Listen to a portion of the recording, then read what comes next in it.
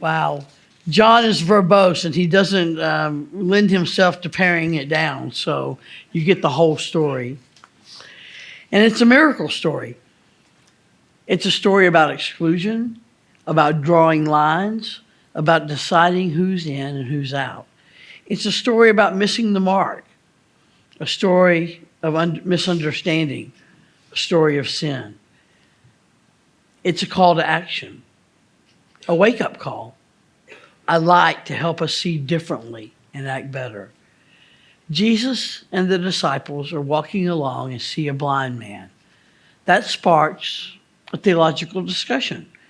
Jesus, whose fault is this? Did this man do something that caused God to make him blind, or did his parents cause this?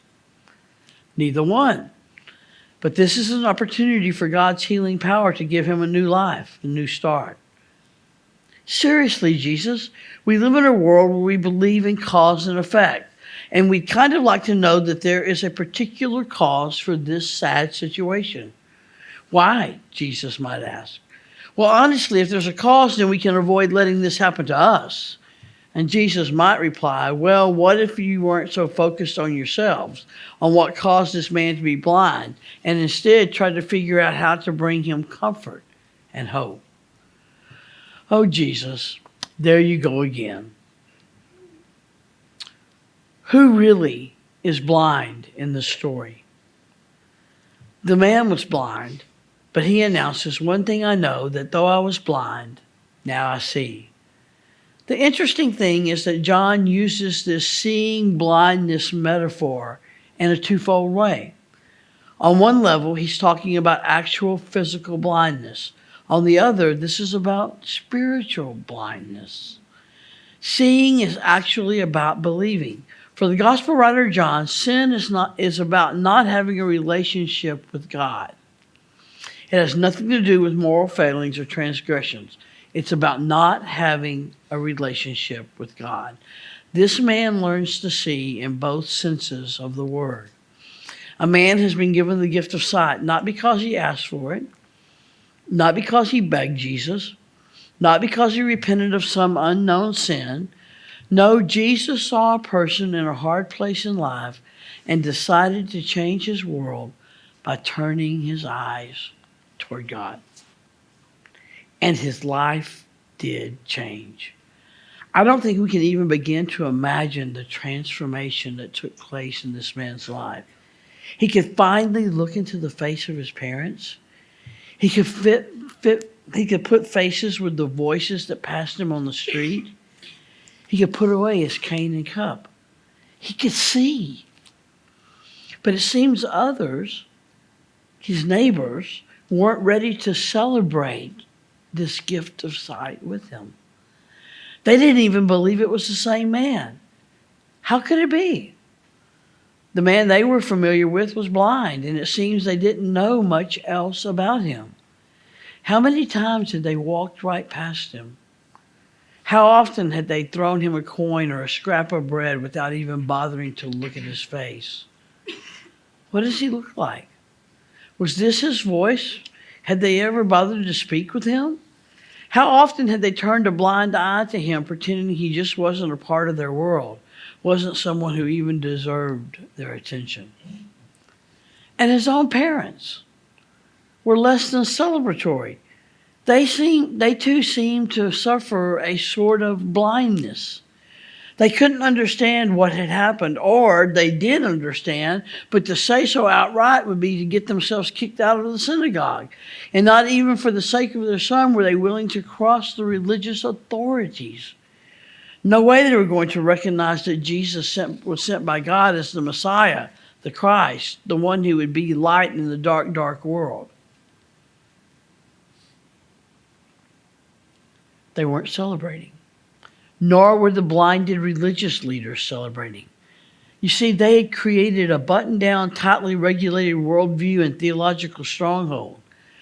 They knew how things worked, and nobody who dared put mud and spit on someone's eye on the Sabbath, no less, nobody like that could possibly be sent from God. He was a liar, a charlatan in their opinion. If they acknowledged him as the Messiah, their whole world would be turned upside down. I like how Dr. Wiley Stevens puts it. The authorities were afraid of what would happen when God got involved, and they were no longer in control, and for that reason, there was a price to pay. And so most of their questioning, you'll notice, is about how he was healed rather than about who. Jesus tells the Pharisees that they are blind because they cannot admit their own sins. And I wonder, is Jesus saying the same to us? Are we blinded by our hard-held notions of what is and isn't, what's true and what's not? How often do we claim God doesn't work like that? Are we blind to the pain and suffering of others? Would we rather toss a few dollars at a problem than get involved on a personal level to bring hope and comfort to those who are suffering? Do we refuse to see the miraculous works of God that are happening all around us? Do we poo-poo others when they tell us about being cured, being healed, being given new life, being washed and cleansed? If things don't fit into our cause and effect framework, do we refuse to consider that God is at work in the world, even now? This passage in John's Gospel illustrates for us a common faith journey. In the beginning, the blind man, the healed man, simply identifies Jesus as the man called Jesus. But next, he identifies him as a prophet. He's moving. And finally, he calls him Lord. I believe.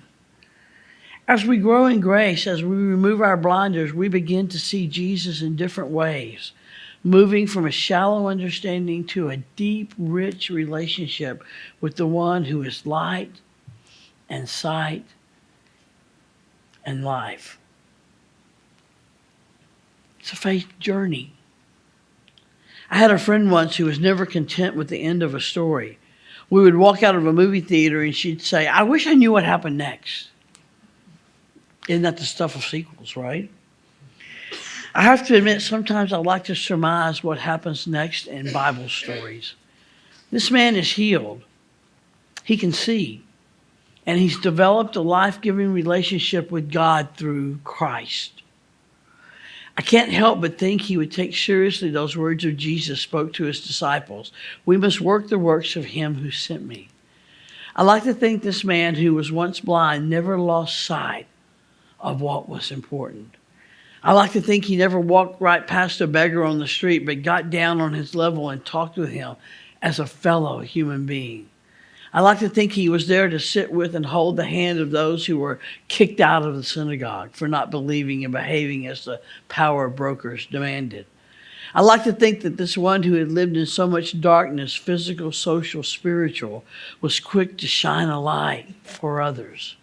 I like to think he applied mud or kindness or empathy or support or whatever other resources were needed when he encountered a child of God who was not living the life God intended. And I like to think that we are like that blind man. May it be so, Lord. May it be so. Thanks be to God.